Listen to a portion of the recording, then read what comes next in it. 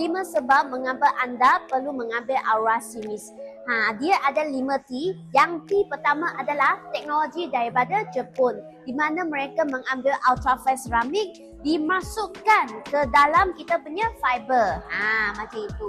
T kedua adalah tenaga far infrared FIR, yang mana dia boleh memberi FIR kepada kita punya badan untuk meningkatkan pengaliran darah kita. T ketiga adalah apa? T ketiga adalah tanpa ubat-ubat kimia. Kita semua orang pun tahu kan, kalau kita makan ubat banyak, dia akan merosakkan kita punya organ-organ lain macam itu, betul kan? Dan ubat pun akan memberi kesan sampingan kepada kita. Jadi, kalau kita pakai Aura Pens ini, dia dapat membantu dengan masalah kesihatan kita, kan? Berbaloi kan? T keempat adalah terutamanya kepada sesiapa yang kata ada sakit-sakit, sakit tulang belakang, sakit lutut ataupun sakit sendi, Aura Series pun boleh bantu juga.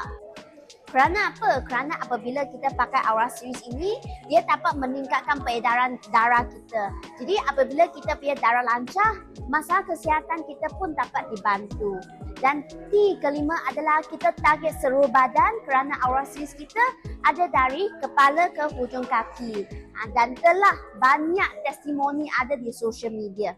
Jadi inilah 5 T kenapa anda perlu ada Aura Series, Aura Pens. Itu sahaja perkongsian saya. Terima kasih.